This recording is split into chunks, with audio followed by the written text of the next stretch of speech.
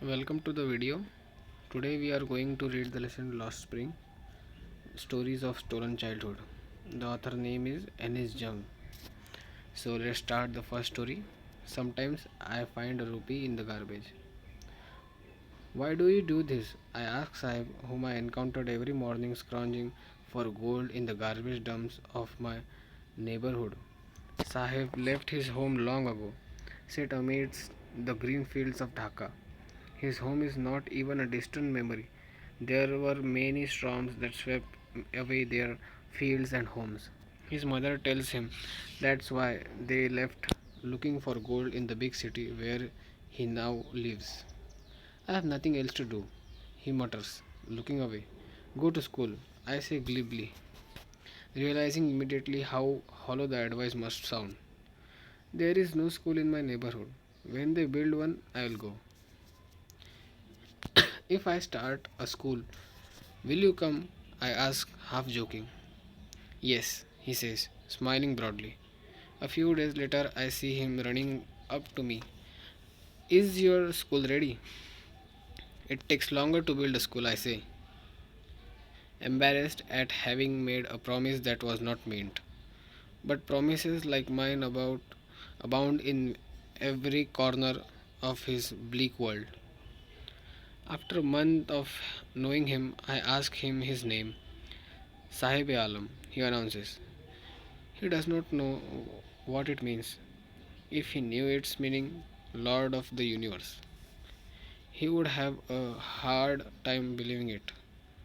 Unaware of what his name represents, he roams the streets with his friends, an army of barefoot boys who appear like the morning birds and disappear at noon. Over the month, I have come to recognize each of them. Why aren't you wearing chappals? I asked one. My mother did not bring them down from the shelf. He answered simply. Even if she did, he will throw them away. Adds another. Who is wearing shoes that do not match? When I comment on it, he shuffles his feet and say nothing. I want shoes, says the third boy, who has never owned a pair of all his life. Traveling across the country, I have seen children walking barefoot in cities and village roads. It is not lack of money, but a tradition to stay barefoot, is one explanation. I wondered if this is only an excuse to explain away a perpetual state of poverty. I remember a story of a man from Udupi once told me as a young boy he would go to school past an old temple where his father was a priest. He would stop briefly at the temple and pray for a pair of shoes.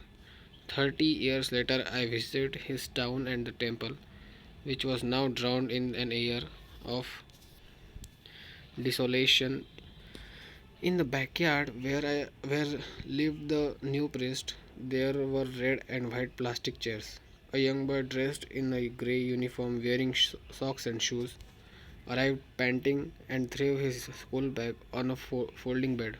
Looking at the boy, I remembered the prayer another boy had made to the goddess when he had finally got a pair of shoes. Let me never lose them. The goddess had granted his prayer. Young boys, like the son of the priest, now wore shoes, but many others, like the rag pickers in my neighborhood, remain shoeless. My acquaintance with the barefoot rag pickers leads me to Simapuri, a place of the periphery of Delhi, yet 8 miles away from it, metamorphically. Those who live here are squatters who come from Bangladesh back in 1971. Sahib's family is among them. Simapuri was then a wilderness. It still is, but it is no longer empty. In structures of mud with roofs of tin and tarpaulin, devoid of sewage, drainage, or running water, live 10,000 rag pickers. They have lived here for more than 30 years without any identity, without permits, but with ration cards that get their names on voters lists and enable them to buy grain. Food is more important for survival than an identity. If at the end of the day we can feed our families and go to bed without an aching stomach, we would rather live here than in the fields that gave us no grain. Say a group of women in tattered saris, when I asked them why they left their beautiful land of green tents that become transit homes. Children grow up in them becoming partners in survival, and survival in Simapuri means leg picking. Through the years, it has acquired the proportions of a fine art. Garbage to them is gold. It is their daily bread, a roof over their heads, even if it is a leaking roof, but for a child, it is even more. I sometimes find a rupee, even a 10 rupee note. Sahib says, his eyes lighting up. When you can find a silver coin in a heap of garbage, you don't stop scrounging for there for there is hope of finding more. It seems that for children, garbage has a meaning different from what it means to their parents. For the children, it is a wrapped in wonder. For the elders, it is a means of survival.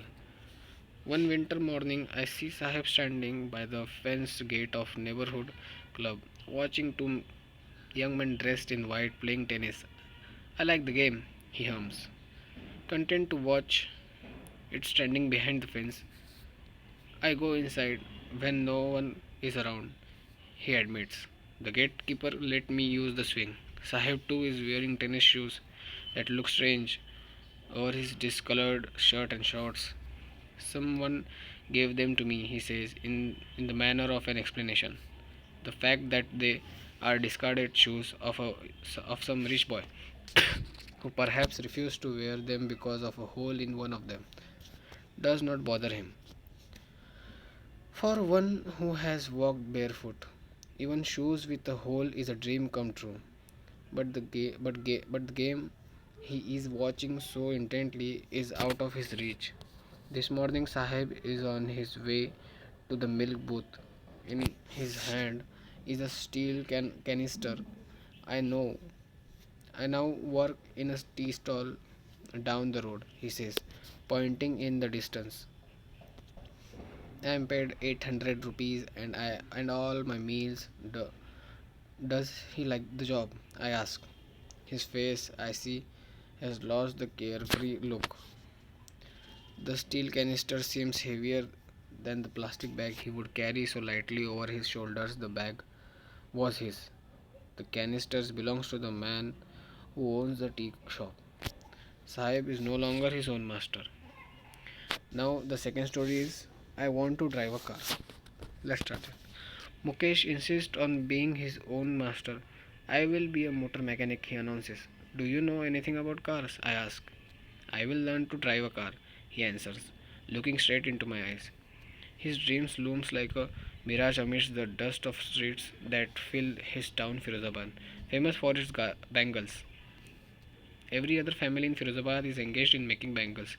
It is the center of India's glass blooming industry where families have spent generations working around furnaces, welding glass, making bangles for all the women in the land, it seems. Mukesh family is among them. None of them know that it is illegal for children like him to work in the glass furnace with high temperature in dingy cells without air and light, that the law, if enforced, could get him and all those 20,000 children out of the hot furnace where they slog their daylight hours. Often losing the brightness of their eyes, Mukesh's eyes beam as he volunteers to take me home, which he proudly says is being rebuilt. We walk down stinking lanes choked with garbage, past homes that remain halls with crumbling walls, wobbly doors, no windows, crowded with families of humans and animals coexisting in a primeval state. He stops at the door of one such house, bangs a wobbly iron door with his foot, and pushes it open. We enter a half built shack. In one part of it, thatched with Dead grass is a firewood stove over which sits a large vessel of sizzling spinach leaves. On the ground, in large aluminium platters, are, are more chopped vegetables. A frail young woman is cooking the evening meal for the whole family. Through eyes filled with smoke, she smiles. She is the wife of Mukesh's elder brother, not much older in years. She has begun to command respect as the Bahu, the daughter in law of the house, already in charge of three men, her husband Mukesh and their father. When the older man enters, she gently withdraws behind the broken wall and brings her veil closer to her face. As custom demands, daughter in law must veil their faces before male elders. In this case, the elder is an improvised bangle maker. Despite long years of hard labor, first as a tailor, then a bangle maker, he has failed to renovate a house, send his two sons to school. All he has managed to do is teach them what he knows, the art of making bangles. It is his karam, his destiny, says Mukesh. Grandmother, who has watched her own husband go blind with the dust from polishing the glass of bangles. Can a good can a God given lineage ever be broken? She implies. Born in the caste of bangle maker, they have seen nothing but bangles in the house, in the yard, in every other yard, every street in Firozabad. Spirals of bangles, sunny gold, paddy green, royal blue, pink, purple, every color born out of the seven colors of the rainbow, lie in mounds in unkempt yards, are peeled on four-wheeled handcarts pushed by young men along the narrow lanes of the shanty town, and in dark huntments next to lines of flames of flickering oil lamps sit boys and girls with their father and mothers, welding pieces of colored glass into circles of bangles. Their eyes are more adjusted to the dark than to the light outside. That is why they often end up losing their eyesight before they become adults. Savita, a young girl in a draped pink dress, sits alongside an elderly woman soldering pieces of glass.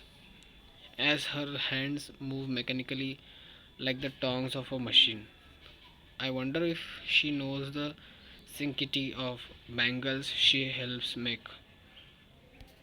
It symbolizes an Indian woman's suhag, auspiciousness in marriage. It will down sorry it will dawn on her suddenly one day when her head is draped with a red veil, her hands dyed red with henna, and red bangles rolled onto her wrist. She will then become a bride, like the old woman beside her who became one many years ago. She still has bangles on her wrist, but no light in her ears. एक वक्त sir एक वक्त sir भर खाना भी नहीं खाया, she says, in a voice dread of joy. She has not she has not enjoyed even one full meal in her entire lifetime. That's what she has reaped. Her husband, an old man with a flowing beard, says, I know nothing except bangles. All I have done is make a house for the family to live in. Hearing him, one wonders if he has achieved what many have failed in their lifetime. He has a roof over his head. The cry of not having money to do anything except carry on the business of making bangles, not even enough to eat, rings in every house. The young men echo the lament of their elders.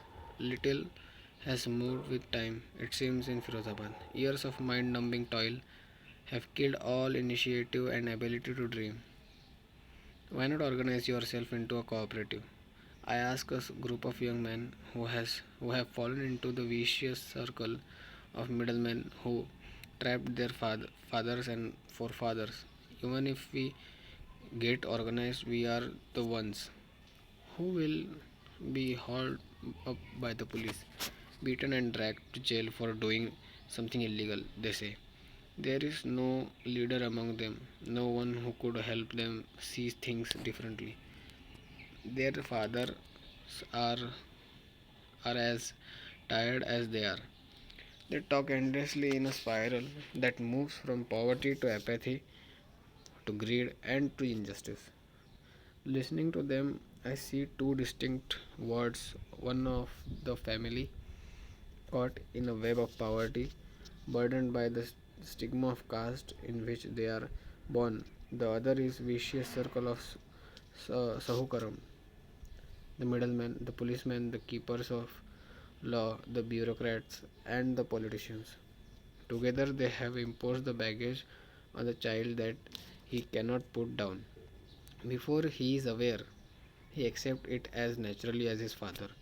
To do anything else would mean to dare, and daring is not part of his growing up. When I sense a flask of it in Mukesh, I am cheered. I want to be a motor mechanic, he repeats. He will go to a garage and learn. But garage but the garage is a long way from his home. I will walk, he insists. Do you also dream of flying a plane? He is suddenly silent. No, he says, staring at the ground in his small murmur. There is an embarrassment that has no yet turned into regret. He is content to dreams of car that he sees hurtling down the streets of his town. Few aeroplanes fly over Firozabad. Thank you so much.